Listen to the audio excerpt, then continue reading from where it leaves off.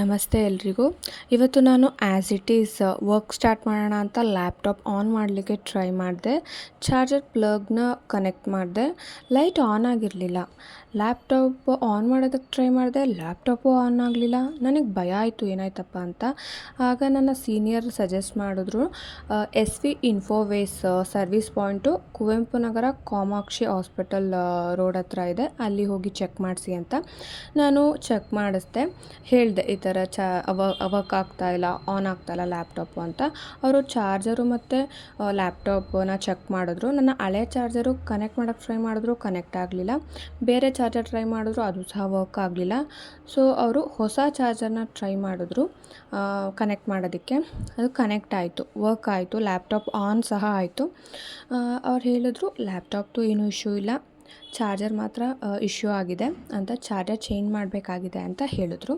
ನಾನು charger price ಎಷ್ಟಾಗುತ್ತಪ್ಪ ಅಂತ ಯೋಚನೆ ಮಾಡುವಾಗ ಅವರು ಚಾರ್ಜರ್ ಪ್ರೈಸ್ ಹೇಳಿದ್ರು 1350.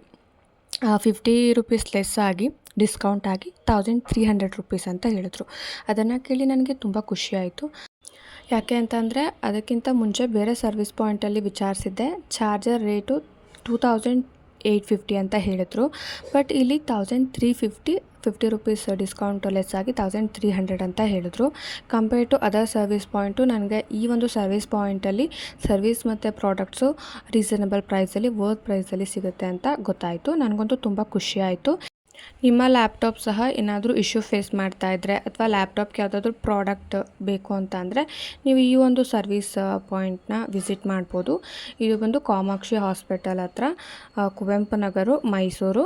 ಎಸ್ ವಿ ಇನ್ಫೋವೇಸ್ ಅಂತ ಈ ಸರ್ವಿಸ್ ಪಾಯಿಂಟ್ ನೇಮು. ನಿಮಗೆ ಏನೇ ಇಶ್ಯೂ ಇದ್ರೂ ಇವರು ರಿಸಾಲ್ವ್ ಮಾಡ್ಕೊಳ್ತಾರೆ ವಿತ್ ರೀಸನಬಲ್ ಪ್ರೈಸು. ನನಗಂತೂ ಇವತ್ತು ತುಂಬಾ ಖುಷಿ ಆಗ್ತಾಯಿದೆ, ಯಾಕೆಂದರೆ ನನ್ನ ಲ್ಯಾಪ್ಟಾಪ್ಗೆ ರೀಸನಬಲ್ ಪ್ರೈಸಲ್ಲಿ ಚಾರ್ಜರ್ ಸಿಕ್ತು.